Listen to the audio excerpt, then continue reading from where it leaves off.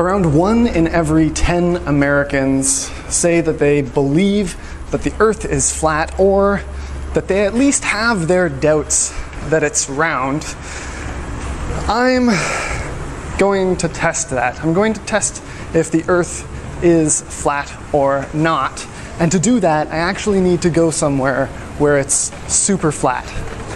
So that's why I'm going to Regina, Saskatchewan in Canada, and I'm going to measure and calculate the size of the Earth using just my bicycle and 2 sticks. This is not a joke. I'm here with Casey at the Saskatchewan Science Centre, and we've got 2 identical sundials set up. Right now, since they're in the same place, the shadows are the same length. But I'm going to be leaving one of them here with you, Casey. You ready? Let's do it. Okay. And he is going to set it up on this very spot, right here. And I'm taking the other sundial, and I've strapped it to my bike. And I'm going to bike down that road right there. And that road is the reason that I've come all of the way to Saskatchewan, because that road is perfectly straight for somewhere around 140 kilometers. And I've come to measure that distance on my bike. Okay, so I just zeroed the odometer. Let's get started. Here goes science. Okay. This is Highway 33, and since it's very flat here and there are no mountains to go around or hills to go over, this is one of the longest straight roads in the whole world. And that's why I'm here. Let's pretend that this orange is the Earth. Now, this is the Earth, and these 2 sticks are going to be the 2 sundials we're working with. So I'm going to put them in. Don't try this at home, please.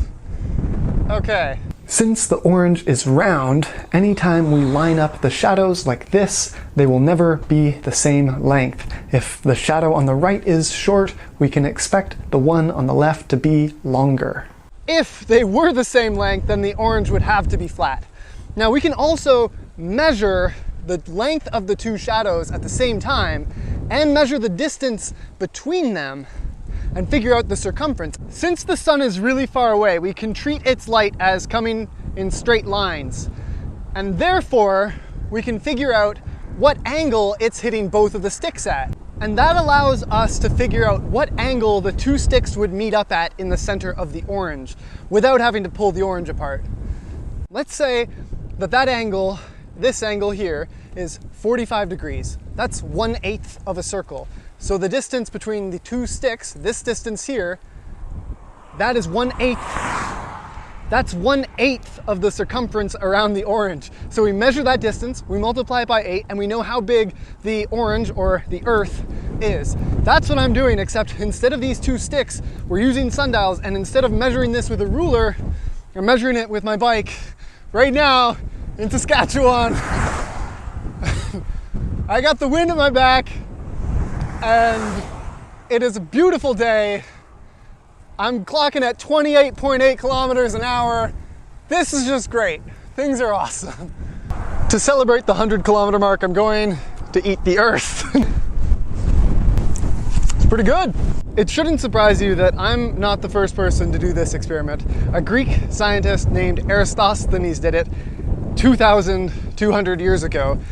Except instead of it being in Regina and Stoughton, he used the cities Alexandria and Syene.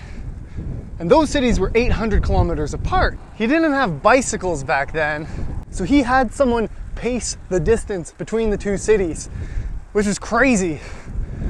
And they were 800 kilometers apart. And his measurement and his calculations were so precise that it was still within 1% to 16% of the actual circumference of the Earth. That's incredible. But we don't know exactly what his answer was, because he used a unit called stadia, which was how big a stadium was. And there were different sizes of stadiums, and we don't know what one he meant. So his answer has been lost to the sands of time, but I'm gonna try to redo it with a huge upgrade in technology. We're using a bike. I've biked 138 kilometers today from Regina to reach the first stop sign. It's the end of the road, and it is Stoughton. Okay, so I just set up one sundial in Stoughton, and Casey set up the other one in Regina. We made sure that they were both level and checked that they were both aligned with one another, and everything seems to be good. Okay, I think my math was a tiny bit off because I thought that the measurement was going to take place at 10:59, and it is 11:04, and we're still a few minutes away. So I think it will be more like 11:15, but you know, with this experiment, what matters is that the sundials are lined up with the road and lined up with each other. And I just got off the phone with Casey in Regina, and we are at the exact same point, the exact same angle right now with our sundials. At least this angle is the same. Yeah, I know, a little nerve-wracking, right? We're really close though. Mine is officially on the meter stick. Is yours almost there? Yeah. Okay, so in another, like, maybe we'll say 10 seconds, you can grab your chalk. Your line looks pretty good, right? So this is it, okay. Okay, we'll take the measurements in 3, 2, 1, now. I've got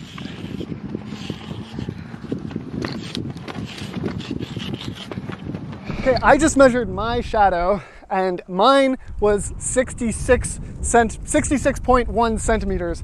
And then I called Casey, and his was 70.0 centimeters, which means that our shadows are 3.9 centimeters different. Mine is 3.9 centimeters smaller than his is in Regina, which means that the Earth is a sphere, and it means that I can calculate the size of the Earth. Now, I expect that it won't be exactly accurate, but it's going to be pretty darn close. Oh, that's really rad. Okay, cool. I'm gonna hang up and get packed and get on the road. We now have all of the measurements that we need in order to do the calculations for the circumference of the Earth. So I left Regina on my bike and I cycled all the way to Stoughton. That distance was 138 kilometers. When I got to Stoughton, I set up a sundial that was 100 centimeters high, and I measured the shadow of the sundial at a specific time. The shadow was 66.1 centimeters long.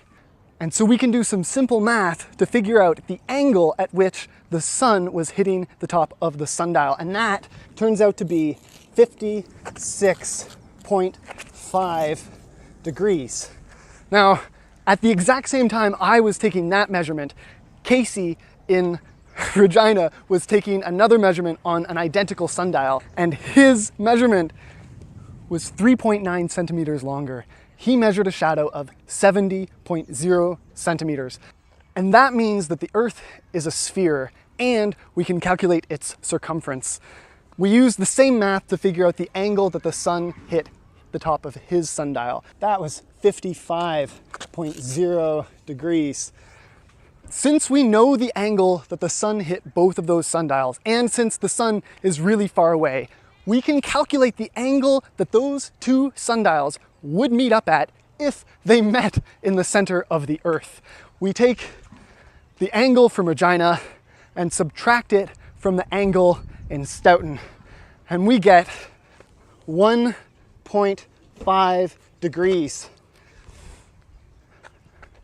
That means that the angle that those meet up at in the center of the Earth is 1.5 degrees, or 1/240th of the circumference of the Earth. And now that we know that the distance we measured is 1/240th of the way around the whole Earth, if we take the distance that I measured, the distance that I biked, and multiply it by 240, we can figure out how big the circumference of the entire world is. When we do that, we end up with 33,120 kilometers. By my calculations, that is the size of the Earth. and it's pretty darn close. The true size of the Earth is 40,075 kilometers, which means that my measurements and calculations are only 17% off.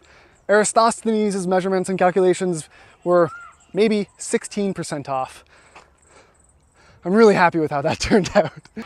When Eratosthenes did this experiment over 2,000 years ago, he not only proved that the world is round, but he measured it and proved that it is a knowable thing. The Earth is something we can experiment on and learn about.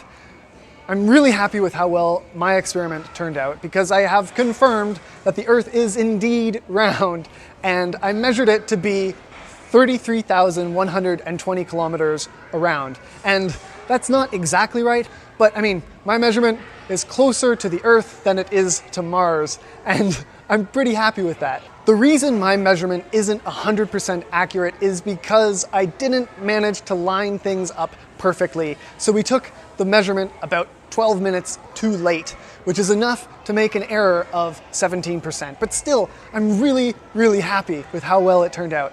I tried to do experiments that are almost impossible, that are just at the border of being impossible. And so if they always worked out perfectly 100% of the time, I think I wouldn't be trying things that are hard enough. Sometimes I get asked, how do I make enough money from these videos to fund big science projects like this?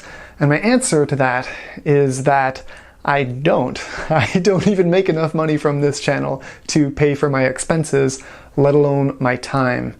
But if you want, so that means someone just subscribed to my channel.